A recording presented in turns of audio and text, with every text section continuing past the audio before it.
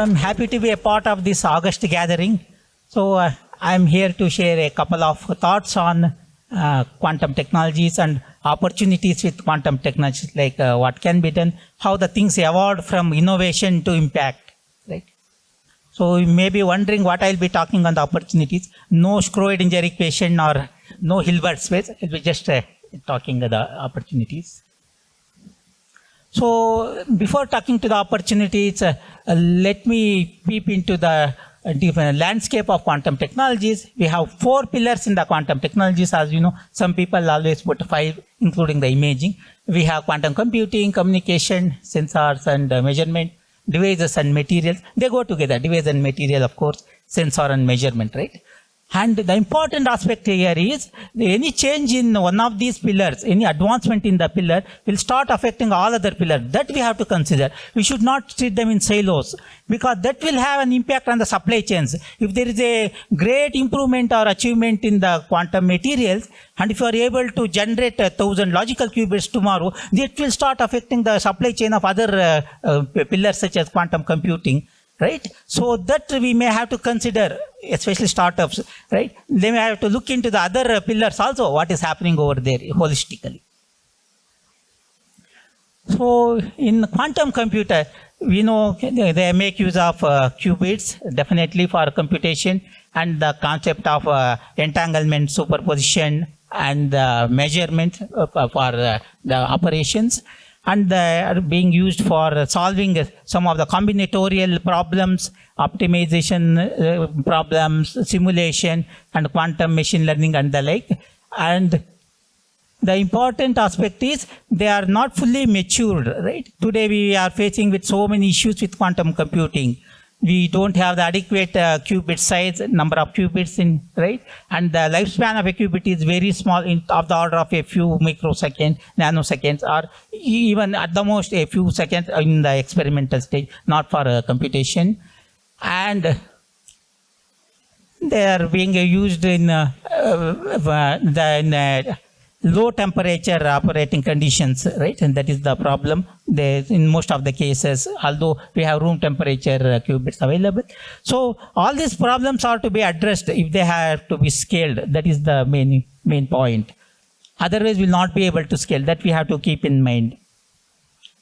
And in quantum communication, as we know, entangled quantum pairs will be created, and any intrusion of this entangled pair will always be detected because of the no cloning principle. If one of the entangled pair is detected or hacked, it will start again killing the entanglement, right? That will be made known to the sender easily.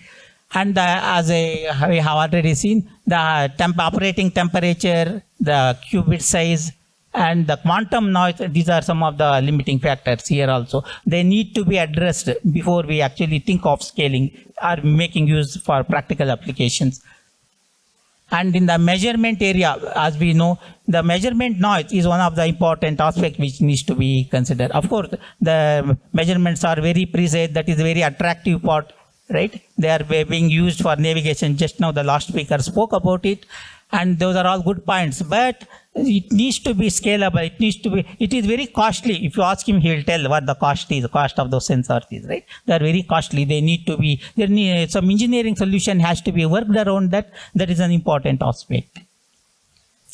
And for the fourth one, quantum materials, of course, they are reasonably mature, and we are still finding out new materials. For example, graphene is an important aspect which has been used in quantum computation concepts, right?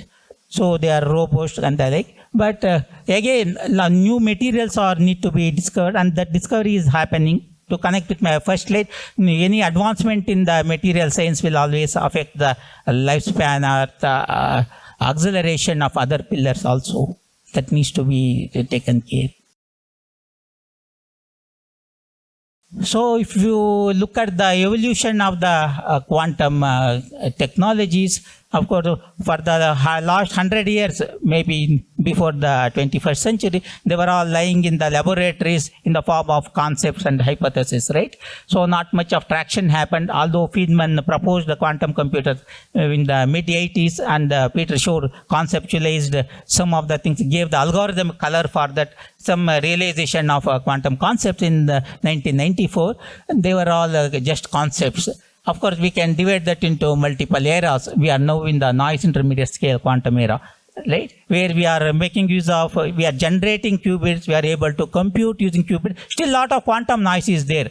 So we are living with quantum noise, and we are doing some piloting, right, and experimentation. And in fact, people have already used quantum computers for commercial applications also. So that has started to happen. But still a lot of quantum noise is there, and we are living with it. We are in that stage. In future, what is the future of that? We will be cancelling the quantum noise using quantum error correction. Different algorithms are there for quantum error correction, right? So that is the early fault tolerant era, which is from now to next 2 to 5 years.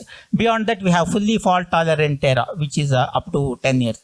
So when I say fault tolerant, early and full-fledged fault tolerant, what is the main difference? That difference will be in terms of the circuit depth.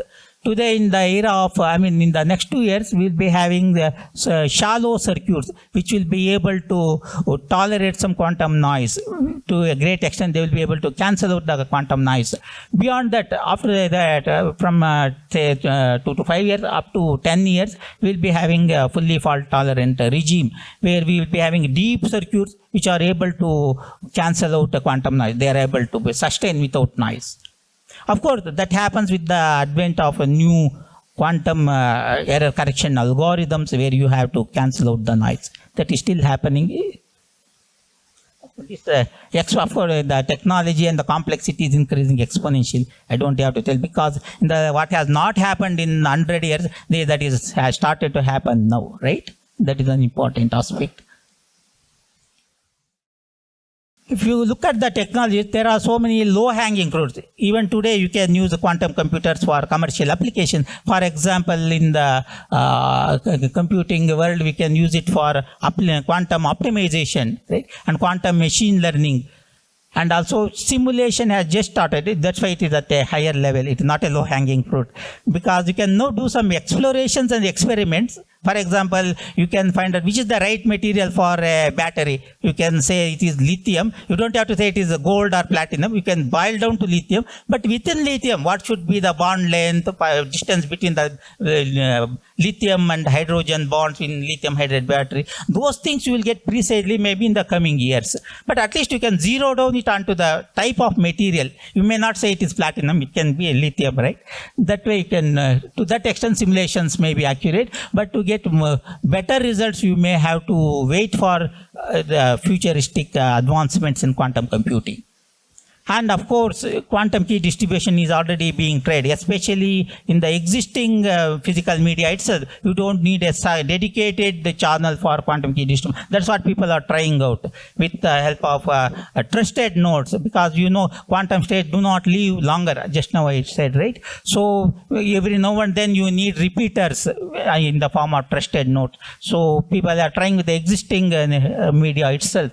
All this concept. Of course, quantum sensors is all. Why I put it at the top is because it is too costly. That's why I got angry and put it at the top. So because the technology is quite matured. There is no doubt in the quantum sensor technology is mature, but it is very, very costly. A lot of engineering work needs to be done over there. Next, of course, it has already been scaled to an extent to our supporting industry use cases. You can, I'll be covering some 4 of the verticals. There are so many other verticals also which I have not shown it due to lack of time. For example, in pharma, it has been used for drug discovery, where you can cut short the drug discovery exploration time from 3 years to 6 months, for example. That's what the theory says. So it is as good as having a kind of dry laboratory in the form of simulators. You don't have to do every experiment in the laboratory. You can as well do that with the simulators, and that way cut short the time. And in clinical trial designs and protein folding, they are started to play a role. It is not that they are totally commercialized, they have been piloted at least.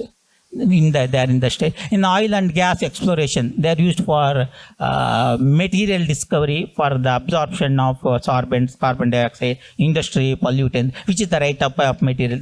Just I was telling, right? It could be platinum or I mean it can be bismuth or aluminum, anything. We will be able to try out with that accurately. That is important.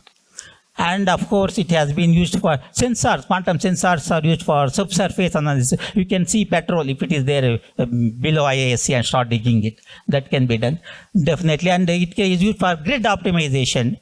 For example, it is for supply demand balancing and optimization in the energy sector. And in telecom, it is used for latency optimization in a tower. We can see many optimization use cases here. Once you develop a very good optimizer or optimization algorithm, a couple of hours back someone told that even the existing QAOA algorithm has so many lacunas and loopholes. I do agree with them. There is a lot of scope for improvement of algorithms, and definitely that is better than the classical optimization algorithm. That's what the experience is. Of course, that is one of the things. Then network routing and placement, this requires real-time engagement with quantum computers, right? Whenever a packet comes, especially when routing has to happen dynamically. For starting routes, it is fine. You can determine the route once. If it has to be dynamically changed for every now and then for a set of packets, then continuous engagement with quantum computers is required. That may be the future applications you can take, but still there is no harm in trying it out. Then quantum security, then timing. Just now, previous speaker spoke about timings, quantum timings and clocks. That is an important aspect that may come in 6G standard. That's an important aspect to be considered. In the finance, we have, of course, fraud detection, and then capital risk modeling, and reinsurencing during natural catastrophes and the like.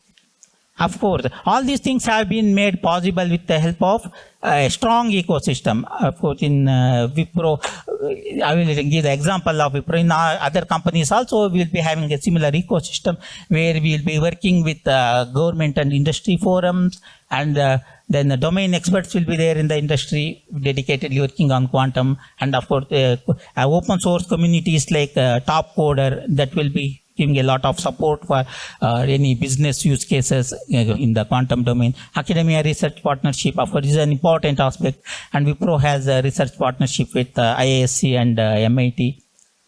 And hyperscalers and startups, that is very important aspect. Startups play a very vital role here because they can work with us, I mean, any company for that matter. And yeah. And hyperscalers provided the required compute, but we don't have to buy a quantum computer, right? And we have a dedicated group of distinguished member technical staff who are spread across different verticals, but they are very specialized in quantum technologies. They'll be able to propose the business solutions making use of that. And we can get more information in the stall. Yes. And we have also tried out some of the use cases I mentioned, right? So you can see the demos over there. That will be very interesting. And we have seen some good results over there also. So the next step, this is the next step, not only for Wipro, for everyone in general. Morning, one of the distinguished speakers was telling about the skill management and skill improvement. That is an important aspect. We need to have the required skill. Otherwise, all our thoughts will die down in the laboratory itself, right? To make them come out of the laboratory and scale into the industry use cases, it is very important to go via piloting and then prototyping and the like. So then we can start with an high impact quantum problem. When I say high impact, it should be parallelizable. Not all problems are quantum worthy. You may have to identify the right set of problems for quantum computers, for example. Right? They must be, you must be able to parallelize it. There should be some kind of optimization involved over there, or it could be a simulation problem or a quantum machine learning problem. Those kind of things will work over there. And then we may have to use the open source quantum stacks, right? those things will be very helpful. Then we may have to scale through the hybrid of AI, and AI is still required over there, because we may have to dynamically switch over between classical and quantum computation. Even QAOA algorithm also makes at the algorithmic level also it happens. Some part will be executed on quantum, some part will be executed over classical machine, such as the HPCs underlay. Then finally we may have to collaborate. This is an important aspect. It has been stressed from the morning, you can see. We may have to work in a collaborative environment.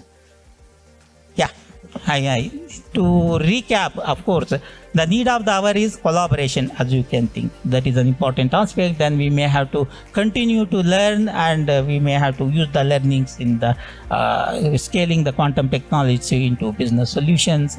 And quantum worthy problems are to be identified. That is important aspect.